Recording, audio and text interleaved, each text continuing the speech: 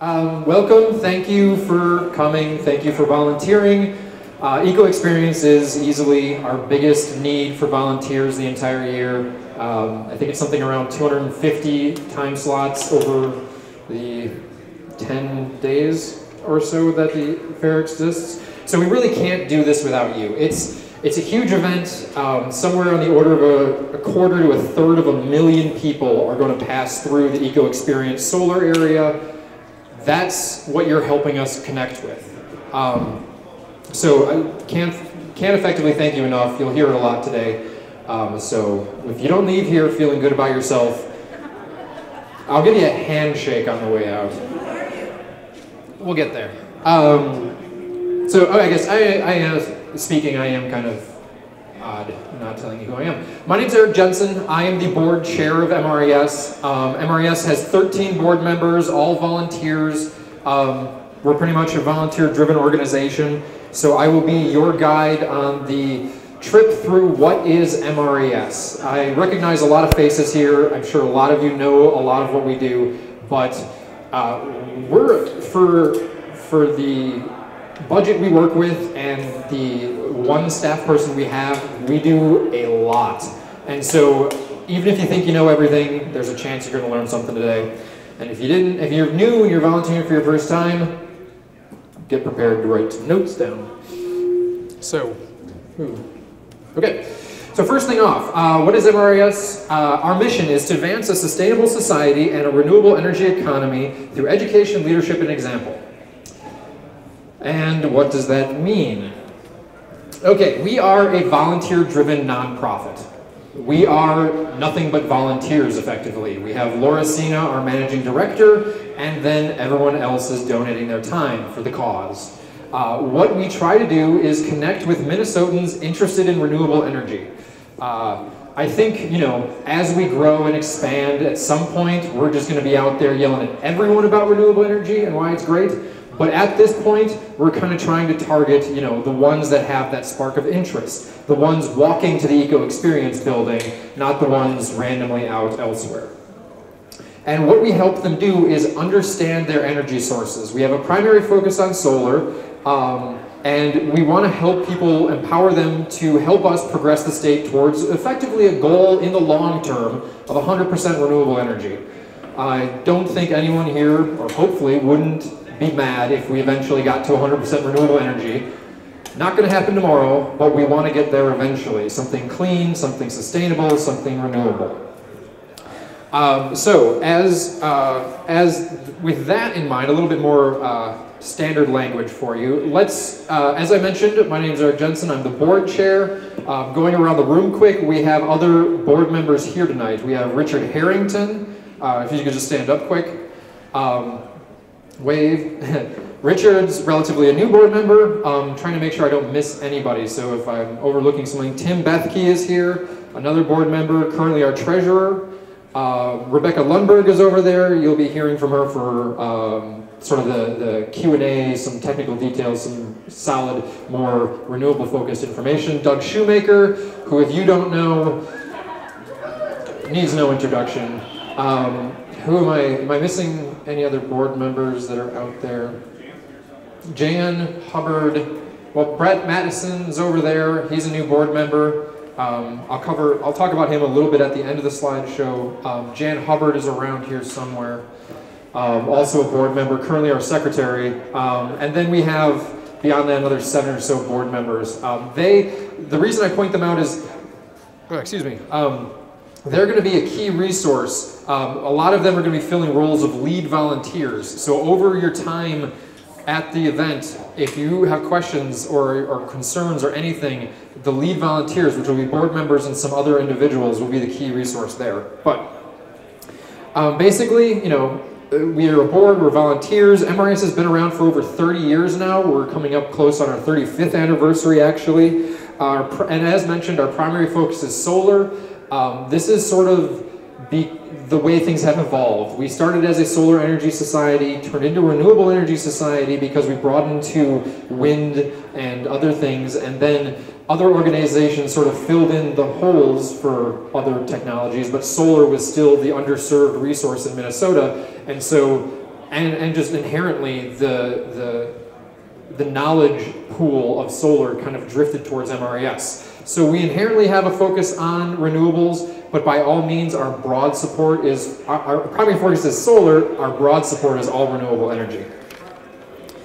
So how do we pursue our mission? Well, to give an example, in 2011 the impact of MRES was connecting with 365,000 people at 40 events across the state.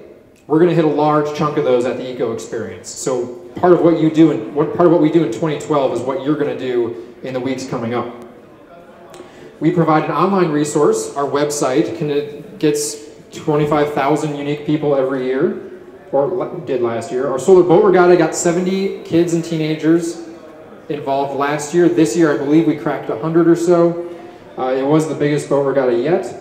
Our solar tour, which is the Sustainable Home Tour in the fall, coming up in October, first Saturday in October, which we'll talk about in a little bit. That last year got 1,300 visitors and another 25,000 online visits. And beyond that, we did the Make Mine Solar H2O program, a couple movie screenings, networking events, some training, Renewable Energy Guide for Schools, our first international project was last year.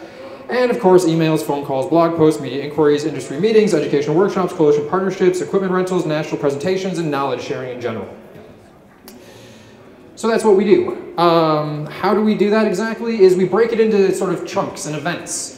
Chunks and committees, I should say. The first one we'll talk about quickly is the events committee. And that's the one that kind of houses Eco Experience, the solar tour. The solar tour, as mentioned, is an event coming up in the fall where a bunch of homes and businesses across the state. Does that sound weird to you guys too? Across the state will open up their home.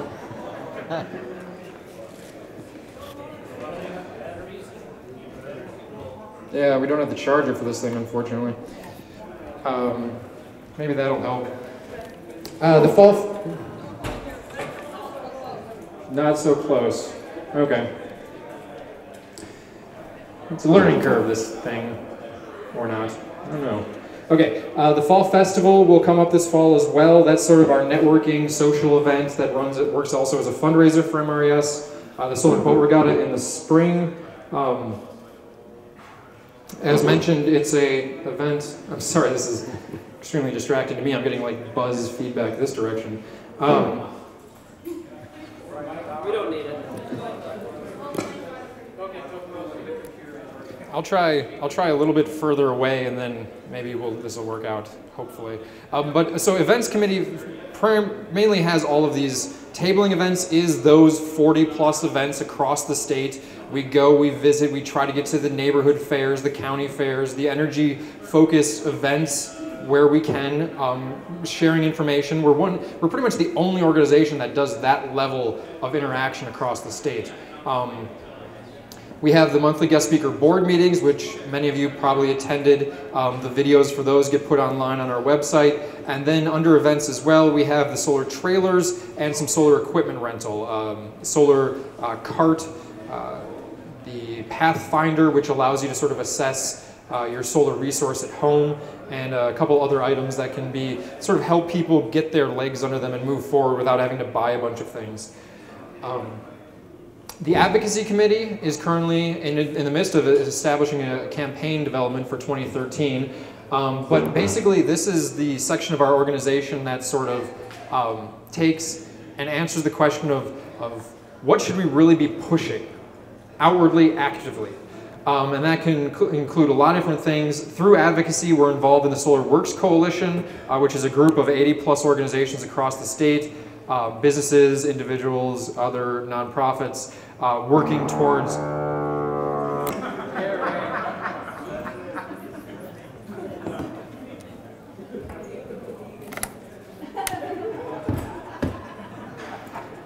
Okay, now I'll start yelling. Solar Works Coalition, we're involved with Dustin Dennison, who I believe is around here somewhere, another board member. He is sort of our representative on that organization. Green Schools Coalition we're involved with. Right now our main focus through them is to try to help shore up education, connect those interested with our Renewable Energy Guide for Schools. The Minnesota Solar Energy Industry Association effectively was a spin-off, an industry association spin-off that sort of grew out of MRES and now is its standalone organization that helps installers have a voice in policy developments and other areas. The Drive Electric Coalition we stay involved with. Oh, Nancy Kelly is here in the back as well. She's another board member. I'm just going to be throwing things out, information at you every direction here.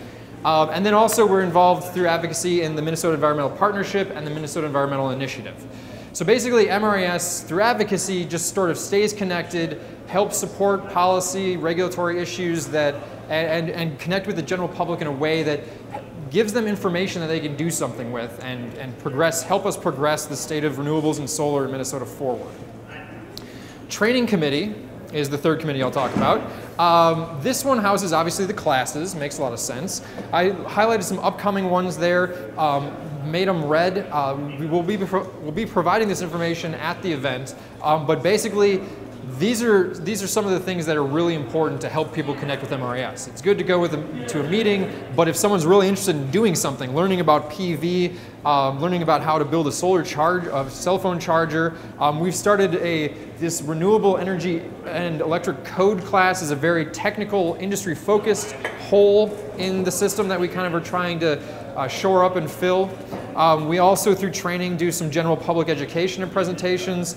The site assessment program that we offer is through them. There will be information about this at the event, including a little voucher coupon. But basically, MRES is a third-party independent site assessor in Minnesota. We offer some trained site assessors to go to any individual's home or business and give them a thorough site assessment that they can then take to an installer and start talking through with some information in hand about how to get solar on their home. That's new this year, and that's getting some pretty strong traction this year, fairly consistent use. And so if people are wanting this sort of on-site information, that's through training that's offered. And then the Midwest Instructors Training Network is just another one of those coalitions where we're trying to collaborate with every other state, organizations in other states in the Midwest on sort of how do we educate people to educate other people. Basically, you can't teach the masses until you have really good teachers. So we're trying to work with that to establish a stronger foothold there.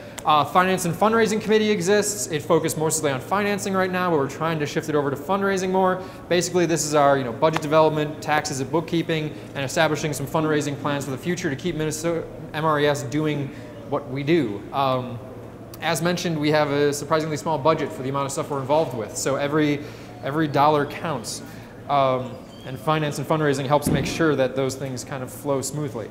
Outreach Committee does our website management, as mentioned, that's getting fairly significant hits every day. It covers our membership, trying to establish that, grow it, connect with members when they have questions, make sure people understand when they're members and when it expires so that they can continue supporting us. It sends our newsletter out every month, and then it additionally helps with promotions and marketing as it can. And then we have one of our newest committees is our international committee. Doug Shoemaker is the co-chair with Fran Crotty, one of our sort of super volunteers. They established one project last year, which was the Nigeria project you likely heard about, which went and installed solar at a hospital in, I believe, I'm not going to pronounce this right, but the Kafanchan, how's it? Kafanchan area of Nigeria. And there's ongoing work with that group. We've connected with a nonprofit on the ground, and we're providing additional ongoing resources, both materials and sort of knowledge and know-how to help their solar club, which started because of this project, as an offshoot of this project, to have a little business that it goes and does, which is a cell phone charger business. So in a country where there isn't wires everywhere and electricity isn't as flip the switch on and the light's going to come on, we've helped establish this, not only a group that's really interested in solar and a hospital that now has better lighting and refrigeration because of solar, but also, oh perfect, extra noise, but we've also now helped them sort of establish this mini industry based on solar that they can then roll with and move forward with. Ongoing, we obviously are going to keep connected with the Nigeria project, but also the Ethiopia project, which is currently under development, is sort of a question of the same sort. planned for later in 2013 of how can we connect there meaningfully, make sure they have a resource that is clean and available and solves a problem that they're currently experiencing. And I should point out that it might seem kind of odd for an organization called the Minnesota Renewable Energy Society to have something in Nigeria or Ethiopia, but when we say we connect with Minnesotans, we don't feel that has as significant a border as the state boundaries. So if there's a Minnesotan with ties to Nigeria, then there's Minnesotans in Nigeria. There's Minnesotans from Nigeria. So we try to, especially this committee, is focused on just sort of taking what Minnesota has to offer and connecting it with where they're from and who, the broader Minnesotans of the world, if you will. So it's a really great committee to see going on, and I keep pushing them for more information. They've been really nice on sort of providing this additional details as we go. So if this is interesting to you, stay up with our newsletter. There's a lot more coming there. And then other MRES programs that are not stuck in a committee, so basically the things that are under Laura's purview, are the Make Mine Solar program, which is ongoing in the metro area, has a strong push in southeast Minnesota with workshops. This is our bulk buy solar thermal program. Try to bring down the cost, especially in the nature of cheap, questionably resourced natural gas. We want to make sure that solar thermal is playing as best they can in this arena. So we have the Make Mine Solar program running. We have our renewable energy guide for schools. We're doing outreach to greater Minnesota, especially with some focus on the southwest section of the state.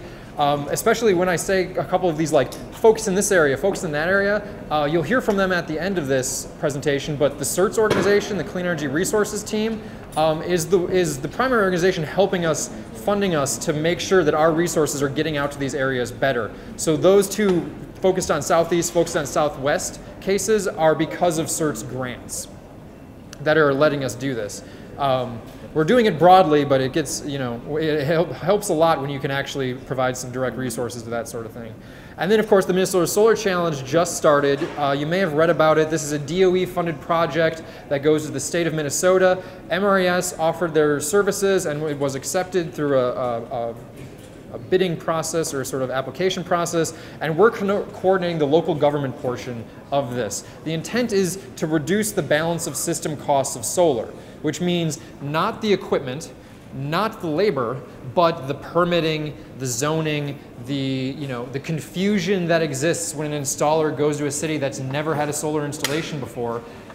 We want to make sure, with help from the state, with help from other organizations, nonprofits and the like, that as much information as possible is out there, and we are making sure in Minnesota that solar is business as usual. We don't want utilities, we don't want local government to be thinking solar is this weird thing they've never dealt with before or are dealing with for the first time. We want to, through this system, provide something that's seamless and creates a sort of like quick transition. Yes, this solar makes sense, we've seen this before. This is not rocket science. This is simply putting panels on a roof that generate electricity. Let's cruise through this, get that chunk of the cost down. Panels are dropping. As installers get better, costs on the installation work is reducing, and together with those things dropping, we can continue to make solar more efficient, more cost-effective in Minnesota, and keep that progress going. Let me catch up to myself here. All right, so what? Basically, this is a lot of information to throw at you, but what are you going to do with this at the Eco Experience?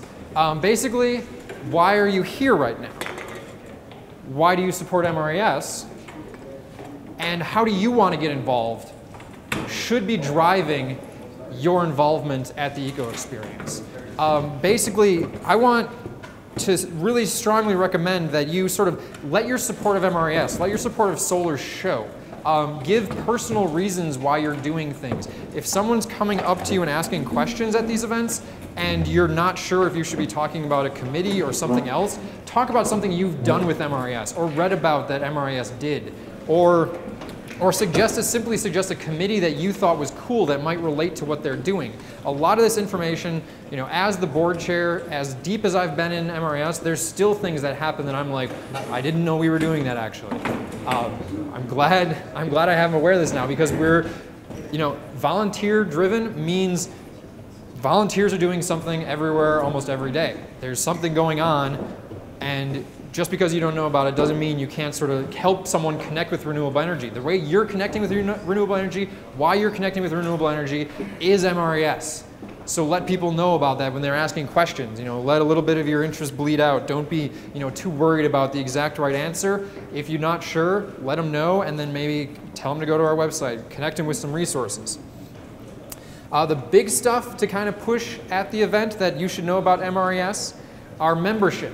It is a very important part of our organization. If you take out some of our sort of grant funding that's very sporadic and unexpected, basically our operational revenue is about a quarter membership. We have 275 members right now, and that's a show of strength. These organizations like ourselves, I mean, you show up somewhere and you say, if we had 275 members, 300 members, 400, 500, that means something to various individuals. It means something to companies who are going, is solar right? Oh, there's 500 people I think is really cool. There's, we're nearing 1,000 on both our Facebook and Twitter accounts that think MRES is interesting enough to keep up with. Basically, the more members we have, the more impact we have. So if you're looking to kind of, recommend some follow-up action after eco experience, hand them a brochure, point to the membership part, and say, we want you to be part of our community. Our classes, another fair amount of chunk of our revenue. Basically, this is the class in general would be as the list I previously mentioned, and that information will be provided. It's on our website.